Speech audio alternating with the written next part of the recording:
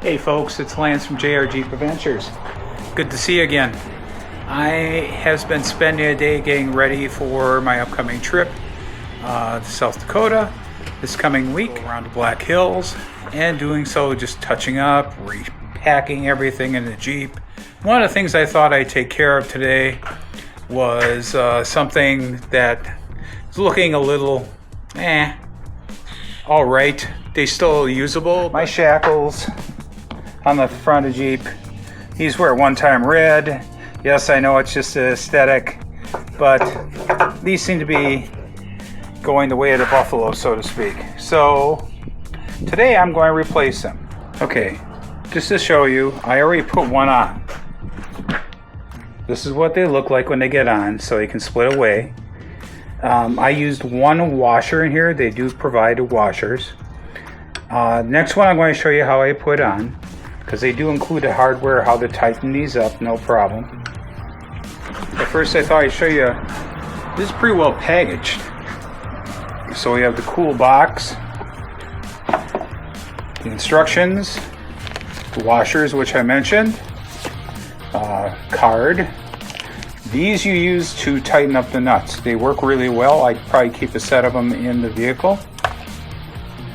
We have a number of stickers in here, and I'm not sure which one I'm going to utilize. That's pretty cool. We have the strength. The instructions tell you the proper way to install, and here are the nuts that you use in the shackle itself. So going off of what I did with the first one, I believe I'm going to need one washer. And make sure you install the washers on the inside, not on the outside. That they even tell you that will void the warranty. So I got one washer on here.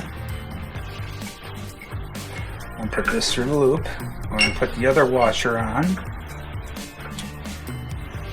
Then put the other end on. And install the other cap. Now, you can see those stick out quite a bit, but this is where your handy dandy tools, in my case I'm using two of their tools. So here's one I just have in a vice grips. Here's the other having a small impact wrench. So we'll just put this in here.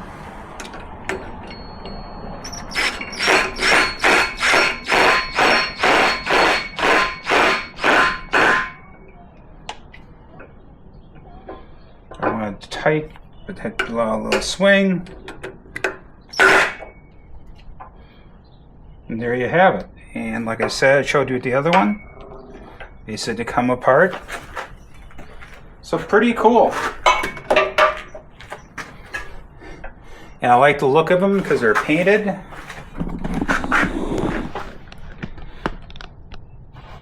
Definitely look better.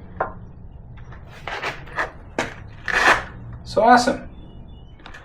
So I will be putting those on the hooks in the back as well,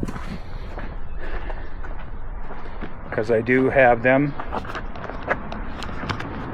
on the rear bumper as well. So I'm not going to bore you with that detail, but I thought I'd share with you. I think these are very cool.